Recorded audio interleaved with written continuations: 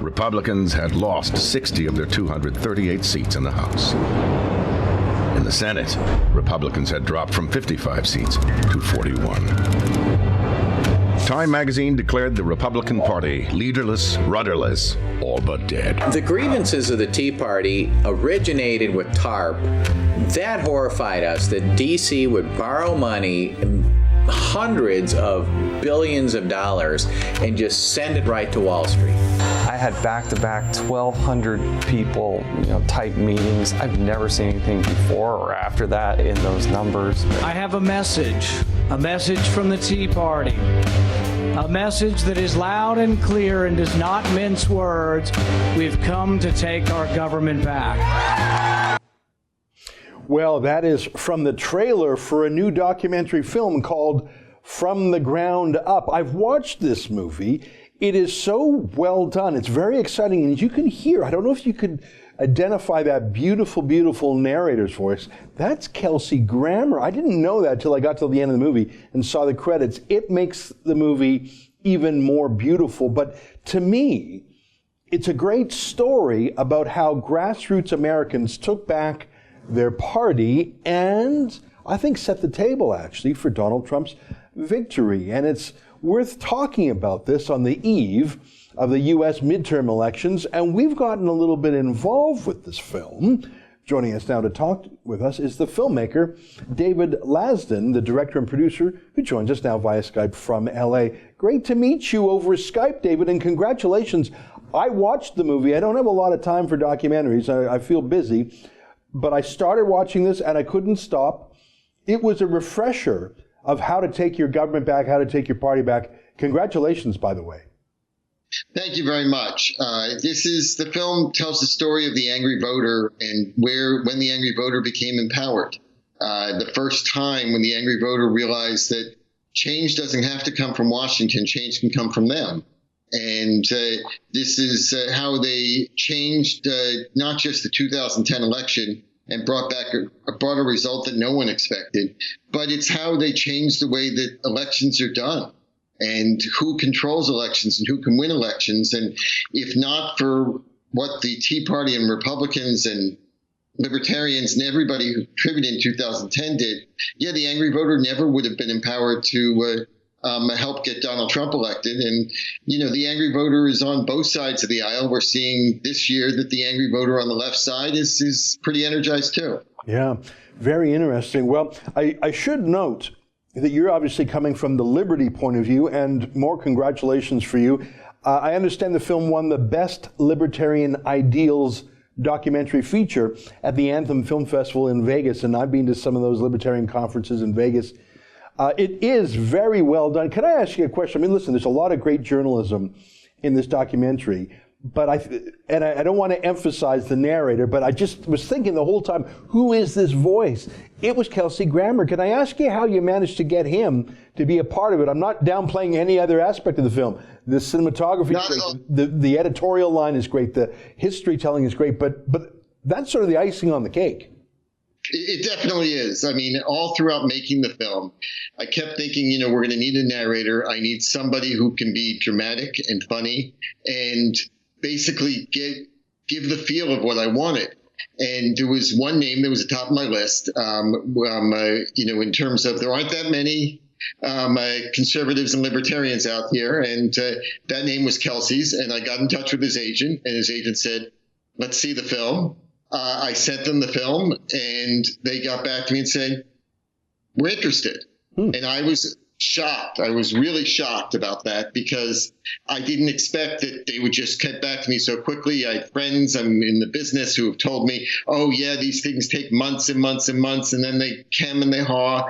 And no, they wanted to do it. And in fact, they wanted to do it sooner than we were ready. And we were like, okay, we're going to get this done. Kelsey was just a dream to work with. He loved the film and wanted to help bring it out there. Well, congratulations. I love the fact that he's sort of paying it back, paying it forward, whatever you want to say, because there are not a lot of liberty-oriented voices in Hollywood. They're often deplatformed or marginalized. I mean, you could really count conservative or libertarian filmmakers on one hand. I mean, we like Fella McAleer, who's a little more on the social conservative side. But this Tea Party, watching it, I was reminded of, it was really a bipartisan thing because both the Democrats and the Republicans were all for the big bank bailout. They called it TARP, Toxic Asset Relief Program or something. Like they really, it showed that both parties loved bailouts and they loved the lobbyist scene more than they loved the grassroots. Would you agree with that assessment?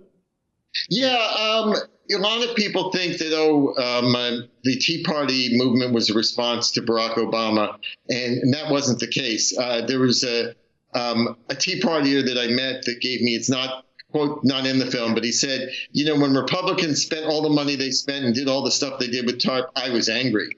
And then the Democrats came in and they spent 4 times as much in terms of debt. I got off my couch. Yeah. And it really, there was a lot of Republican anger going around in 2008 when I first started the film. And TARP really stirred it up because at that point, these people were just mad as hell. And what they needed was something to light the fire. And Democrats coming in got them stirred up a little bit more.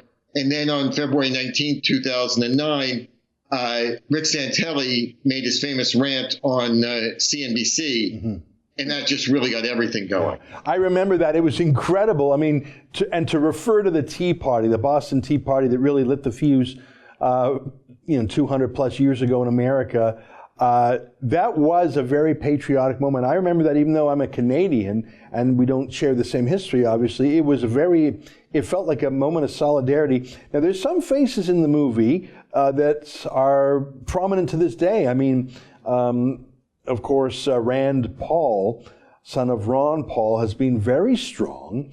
And I think he's sort of come around to Donald Trump. I think he was skeptical of some of Trump's politics, but I think they seem to be working fairly well together. I mean, listen, Trump is, as they would say in Latin, he's sui generis. He's a one of a kind. He's not like others.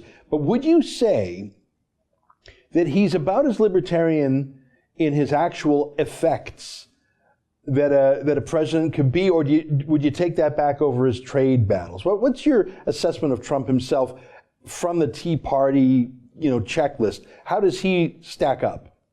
Well, to take it a step back, the Tea Party was very libertarian and very focused on finance and focused on debt and spending.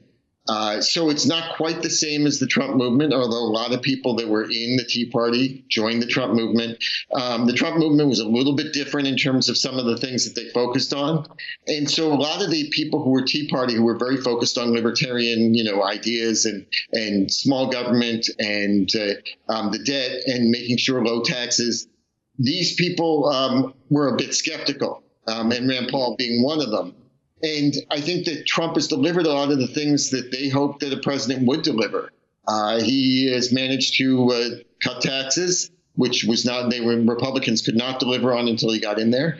They've managed to cut regulations, and the economy is just going incredibly well. I mean, Trump said that we were going to be winning so much, we were going to be tired of winning. And I haven't gotten tired of it yet, but you can't argue with success. The economy is going great. And anybody, got to look at what Trump has done and said, all right, maybe I was skeptical of him, but we're achieving what we wanted to achieve. And in that way, Trump has achieved what the libertarians and a lot of the Tea Party people originally their goals were to achieve. Mm-hmm. That's a great point. And I think sometimes people get distracted by Trump's style. They nitpick on his colorful personality, and they're ignoring his actual achievements. Folks, we're talking about a new documentary. I have watched it. And let me say, it is a refreshing, exciting film. You can get more info at From the Ground Up Doc, as in documentary, fromthegroundupdoc.com. And we're going to help promote this film because we think it's important. Hey, I got a question for you, David. There's a lot of American values here, the revolutionary spirit, the Tea Party itself, the American system, which is open to grassroots fighting. We're up here in Canada, which is, I'd say, sort of splitting the difference between the U.S. and the UK. We're not quite European in our thinking, but we're not quite full red-blooded Americans. Do you think that the spirit of the Tea Party is an American phenomenon only, or do you think, looking at Brexit, looking at Brazil the past few weeks, looking at maybe continental Europe. Do you think that there's something in all humanity that could follow the Tea Party example? Well, the film, while the film obviously is focusing on the Tea Party, the film is about the angry voter, is about the little guy. And I think anywhere in this world, the little guy can have the power. Now, there are a lot of countries out there, and where the government is all powerful and the little guy has no power whatsoever. But I think that this film shows that the little guy can be empowered. So it doesn't have to be, small government and individual liberty the way that the Tea Party was about in Canada or UK or Brazil or anywhere else. It's about the government that I want and not the government that's imposed on me. Now, a lot of the Tea Party momentum came when social media was pretty new. I think Twitter had just been born, and Facebook wasn't as big as it is, and people still live their lives in real life as opposed to so much online. In some ways, social media has made organizing and communication so much more grassroots, but in other ways, I think it's become sort of the tone police and calling people radical and calling people, I don't know, racist or whatever. Could the phenomenon be replicated now? I mean, in some senses, I think it would be easier, but if there was some sort of a grassroots Tea Party movement now, would the fancy people just kill it on Facebook, kill it on social media, and defame it as a hate group now? Have things changed in the last 10 years? Well, I mean, I think that the left defamed it as a hate group then, and they would defame anything on the right as a hate group now. But if anything, social media has gotten even better at organizing. And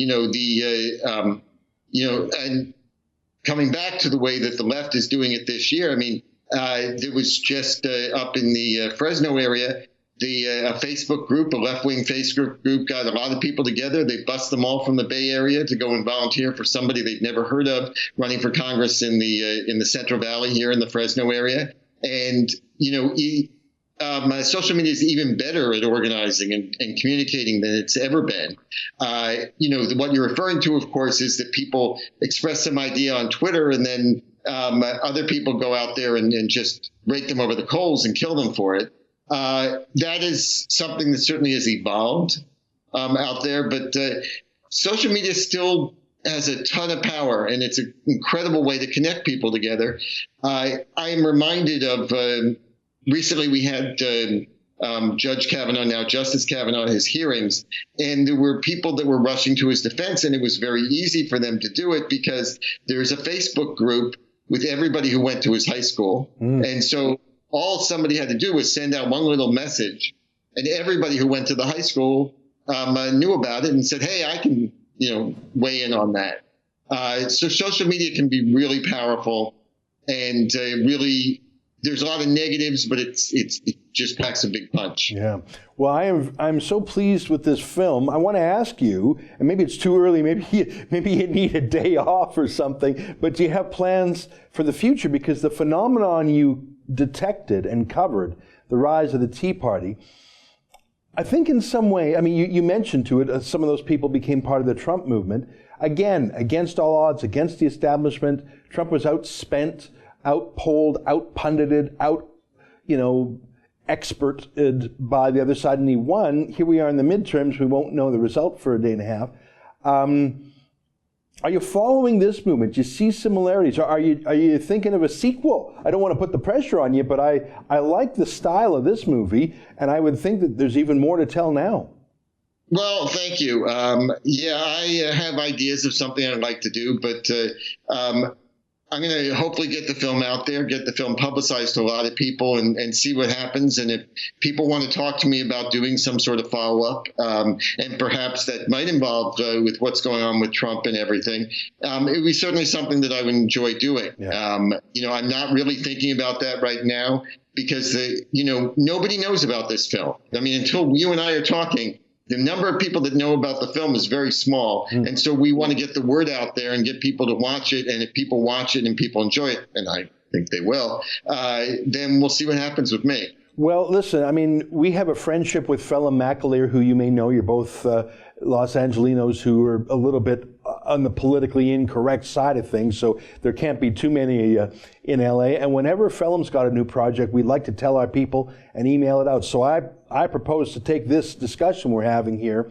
along with the link from thegroundupdoc.com, and send it to our people, and hopefully we can spread the word. We believe in this project enough that we want to help you push it out there.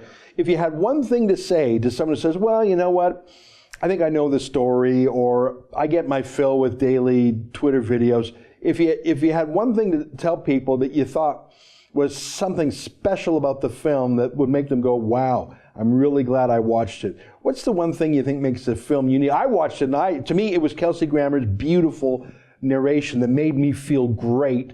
And it was the excitement of watching the history again told after 10 years. I really liked it. What's the favorite thing you think about your own film? Well, the film features mostly people that you've never heard of before, that you will never hear of again. The interviews average everyday people who were not involved with politics, who were not famous, didn't have a lot of money, didn't have a lot of contacts, who got up off their couch and said, I'm going to change America. And these people just impressed the hell out of me, because at the time I would have never thought I'm going to change America. And these people just decided to do that. And every single one of them just impressed me so much because they said, I'm going to do this. And for the ordinary people who were angry and being able to vent that anger and direct that anger, every time I watch the film, every time I see these people, I'm just so impressed by what it is that they accomplished. Yeah. And I'm glad I'm able to present that. Well, it's a little bit inspirational. I mean, I remember how it felt back then. I thought, who will fight back against this? And from that rallying cry of the Tea Party, the answer came. David Lasdun, what a pleasure to meet you. Again, our viewers, I recommend checking out FromTheGroundUpDoc.com. I'm really glad I watched this, David, and hopefully we can catch up with you a little bit later, and hopefully this thing will be a runaway success. I think a lot of people need to see it. Thank you so much. I hope so. All right, good luck to you. We've been talking with David Lasdun, the filmmaker. The documentary is called From the Ground Up, How the Tea Party Changed America. I'm a Canadian. I follow American politics. I found this a very gripping film. I loved Kelsey Grammer's role in it. But it was just a pleasure to have the reminder of what was done to save the world. I really believe that. Check it out. That's an excerpt from my daily show, The Ezra Levant Show, weekdays at 8 p.m. Eastern. Every day I do a monologue, interview a guest, and read my fan mail and my hate mail. To subscribe, go to therebel.media/shows.